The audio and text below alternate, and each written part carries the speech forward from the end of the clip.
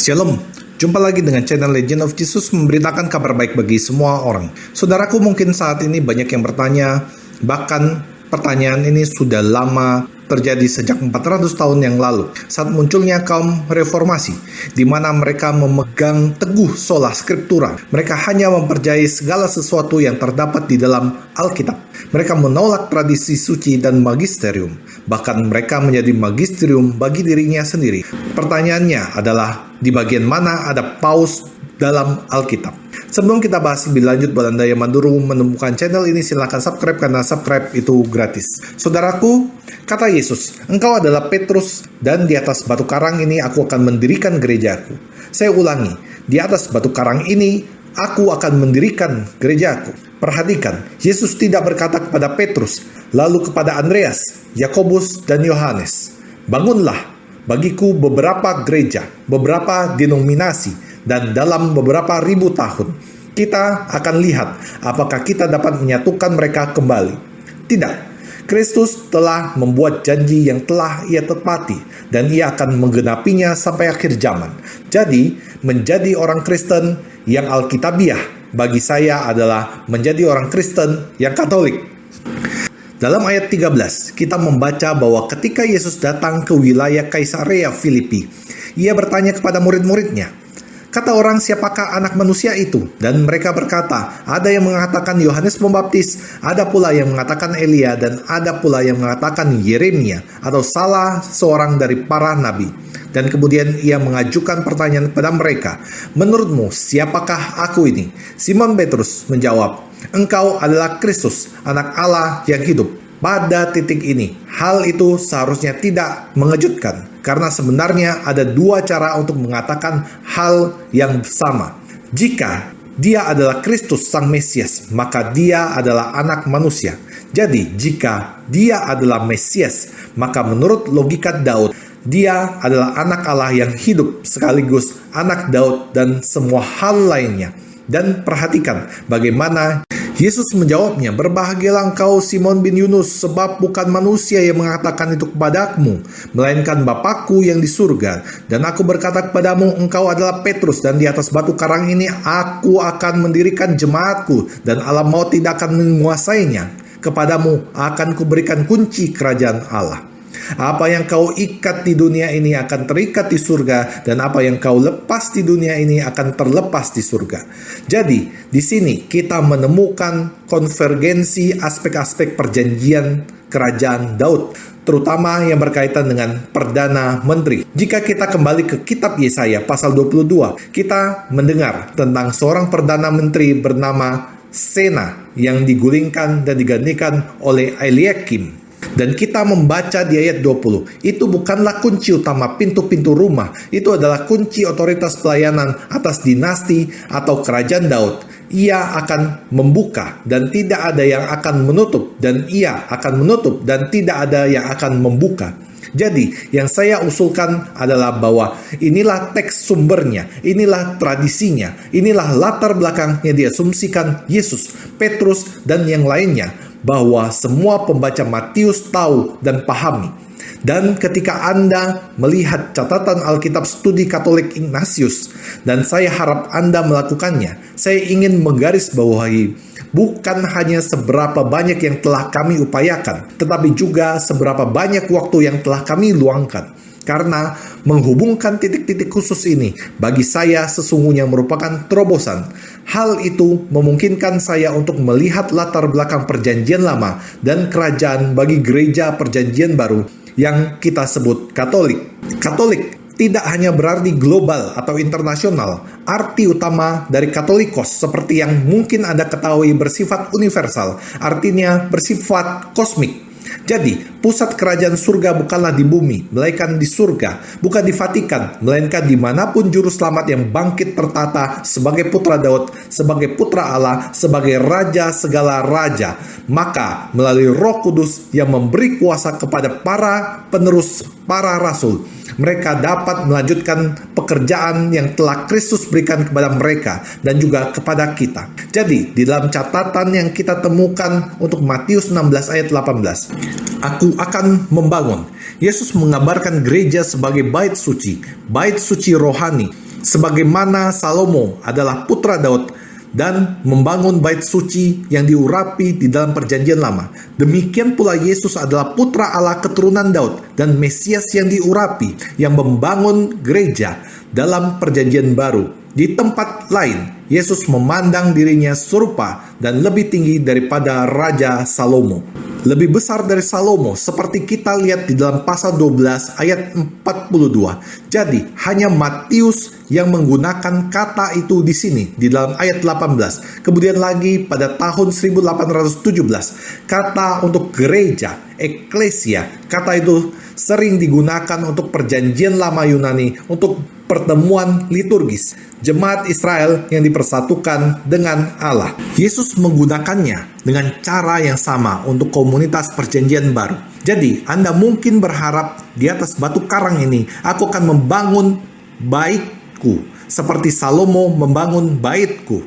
Namun, karena bait itu tidak terbuat dari batu, melainkan dari batu hidup para rasul dan semua orang percaya. Tempat bagi Yesus untuk berkata, di atas batu karang ini aku akan membangun gerejaku. Namun di dalam perjanjian lama, pembangunan utama eklesia adalah perkumpulan liturgis yang akan berkumpul di bait suci Yerusalem untuk tujuan beribadah.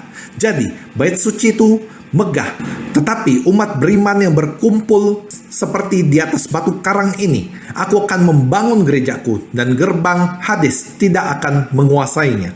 Dan sekali lagi, catatan di dalam kitab studi Katolik Ignatius untuk gerbang Hades. Dalam perjanjian lama, Hades juga disebut Seol atau jurang maut, adalah tempat orang mati di mana jiwa-jiwa turun melalui gerbangnya. Dan saya akan memberikan beberapa bagian itu tidak sama dengan Gehenna atau neraka, tetapi alam sementara di mana jiwa-jiwa ditahan sampai penghakiman terakhir. Lebih jauh lagi, Hades juga merupakan tempat tinggal kekuatan jahat yang mendatangkan kematian dan tipu daya. Menurut tradisi Yahudi, batu pondasi di dalam bahasa Ibrani, Evin Setiah, dari bait suci Yerusalem menutup dan menyegel sebuah terowongan panjang ambisius, jurang maut yang mengarah ke dunia orang mati.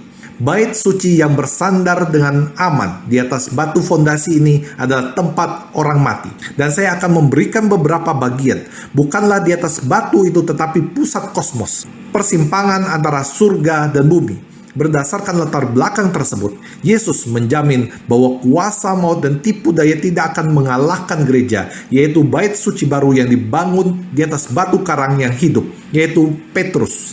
Ia memampukan, ia memberikan kuasa kepada Petrus dan para penerusnya untuk menahan diri dan dengan setia mewartakan Injil.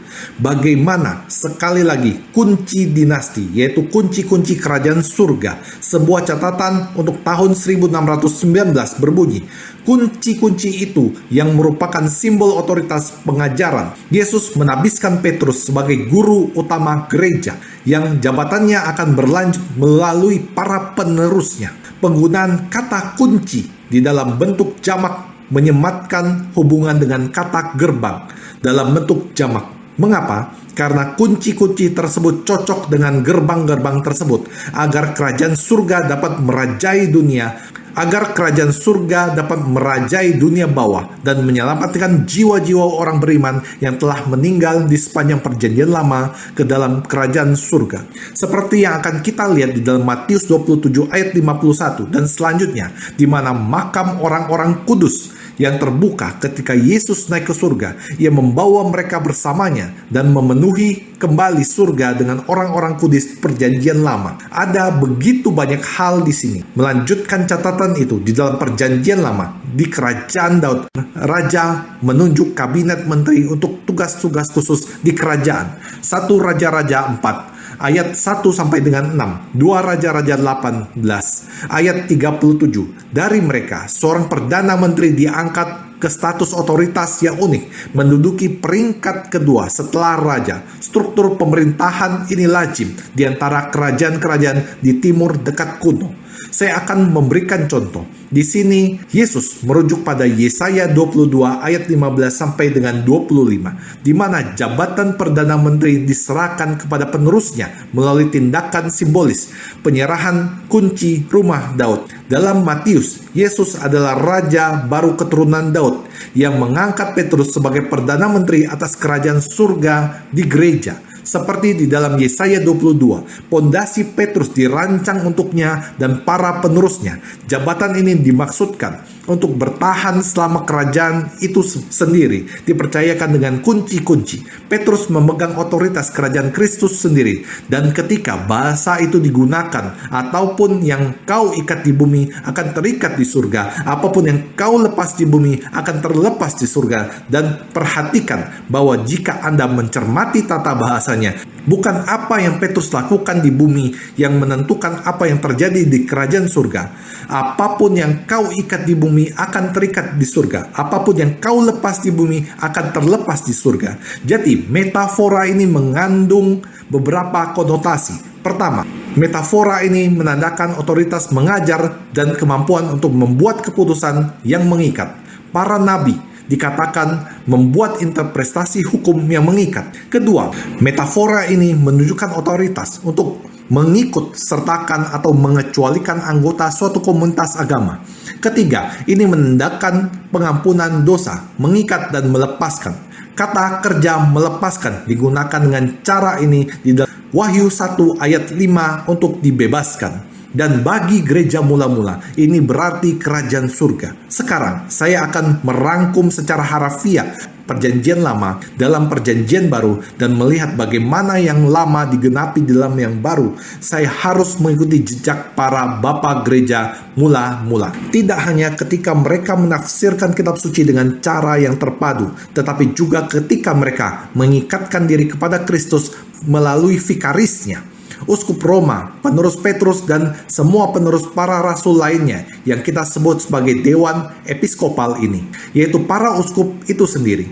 Jika punya lebih banyak waktu untuk mendalami latar belakang perjanjian lama secara umum dan perjanjian Daud khususnya untuk melihat bagaimana Alfred Lacy salah karena alasan yang benar, atau bisa dibilang dia benar karena alasan yang salah. Sarjana Alkitab Katolik Prancis yang terkenal ini yang akhirnya meninggalkan gereja menarik kesimpulan ini di akhir bukunya tentang Injil dan Kerajaan, bahwa Kristus menjanjikan sebuah kerajaan, tetapi dia meninggalkan gereja bagi kita. Dan itu melepaskan kata kerja, melepaskan digunakan dengan cara ini di Wahyu 1 ayat 5, yaitu dibebaskan dan juga oleh para bapak gereja mula-mula. Dengan demikian Petrus diberi wewenang Kristus sebagai guru utama dan administrator kerajaan.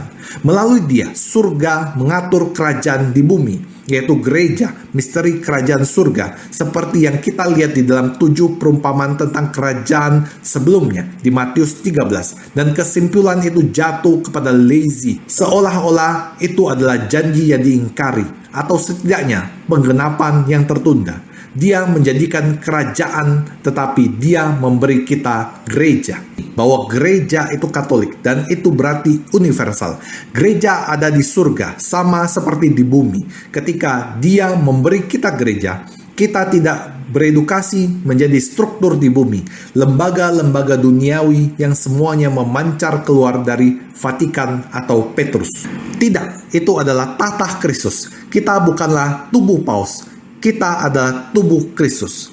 Meskipun Paus adalah kepala gereja di bumi untuk sementara, selama ia hidup di dalam kehidupan fana ini, hanya Kristus yang menjadi kepala permanen tubuh mistik Kristus. Maka ia mampu memberi kita gereja, tetapi ia juga mampu bekerja melalui instrumen yang dapat salah seperti Petrus. Melalui kuasa Roh Kudus, ia mampu menggunakan mereka sehingga ketika mereka memegang otoritas dari tahta Petrus, mengingat yuridiksi universal mereka yang sebenarnya jarang dijalankan. Tetapi pada saat yang sama, ketika mereka menyuarakan magisterium biasa, mereka memenuhi tujuan Kristus. Maksudnya, pernyataannya sendiri di sini, yaitu engkau adalah Petrus, dan di atas batu karang ini aku akan mendirikan gerejaku. Tetapi perhatikan, di atas batu karang ini aku akan mendirikan gerejaku. Ia tidak mengatakan kepada Petrus, lalu kepada Andreas, Yakobus, dan Yohanes, bangunlah bagiku beberapa gereja, seberapa denominasi di dalam beberapa ribu tahun.